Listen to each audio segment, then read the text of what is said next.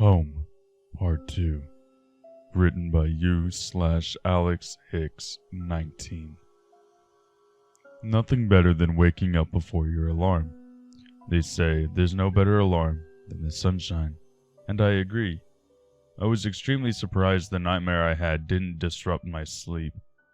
I'm prone to sleep paralysis, so I would have imagined such a horrific dream of a horde of corpse-looking senior citizens would have caused a paralysis episode. Feeling grateful the dream had passed and the sun was nice and warm on my face, I decided it was the perfect day to take the girlfriend for an ice cream at the beach. I got out of bed and immediately felt lightheaded.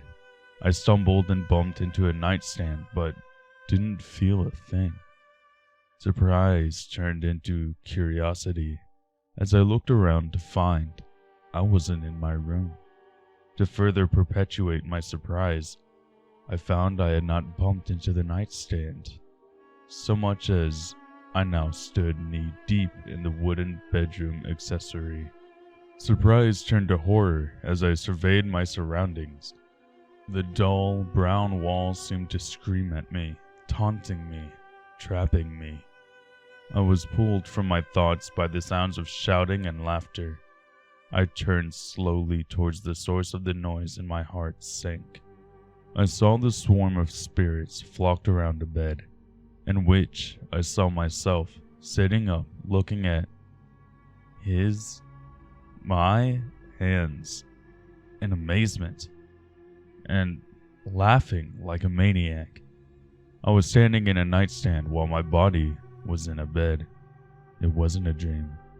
The nightmare was in fact flashbacks of what had happened.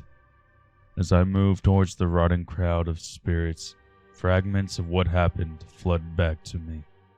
I remembered being surrounded by skeletal, flesh falling off the bone spirits, and making a concerted effort to burst through them and get to my car, to get the hell out of there. Another flashback hit almost immediately after the remembrance of being surrounded, and I recall that it felt like a fight was occurring within my body. The memory brought with it a hot flash of pain that I can only describe as my soul being torn to pieces. That must have been my spirit fighting whatever asshole fought his way to the front of the queue to get the chance to have my body. I saw my body get up and do a few jumping jacks while the moaning crowd of old spirits surrounded him. Before I could permeate the crowd and reach my body, he was gone. I looked around the crowd and saw Grandma's Essence, a jaunt skeleton melting into the crowd of ghouls. Some ghouls were worse than the others. The most grotesque had no teeth, with black gums lining his mouth, an empty eye socket, and a milky coating over his one good eye. A few lonely strands of hair atop his rotting head, and sores and welt covered the skin that was still attached to the bone and uncovered. I immediately moved as far away from the abomination as I could, to think what I could do. My nervous tic came to light and I bit my nail. It was something I had done since I was a child when under stress, and it always brought me relief. Not this time. As I pulled my mouth away, I felt a slight tug on my finger. I looked down to discover that I had not bitten my nail, but pulled the whole nail completely off. Panicked, I started to scream, and my ethereal legs gave out on me. Sitting on the floor of this damned purgatory, I slowly came to realize I was trapped forever. As the stark realization set in, I heard a croak from above me. It was an old woman, its terrible condition as were all the other spirits. Her gumless mouth flapped as she began to talk, her eyes lifeless and glazed over. "You don't have much time until your spirit decays, sonny boy. Once the soul has been ripped from the body, it's an unnatural act, and so both will rot to nothing to restore order." "Why? Why did you all do this to me?" I shrieked at her. No one knows how it started, but one of the first residents read a book of the Occult some kid left behind after a visit. The book apparently had information on how to overpower another soul and claim the vessel. So, after the first chap did it, the knowledge was passed down to all us residents. But why take somebody's body? You've lived your life. It's selfish and evil, I spouted at her. A lot of us get dumped here and never get to see our families. You never get a last hug. Never get to eat an ice cream for the last time. So although the vessel doesn't last long once we possess it, it gives us the chance to do one last thing we've always wanted to do. Be that saying goodbye or smoking a cigarette. But what now?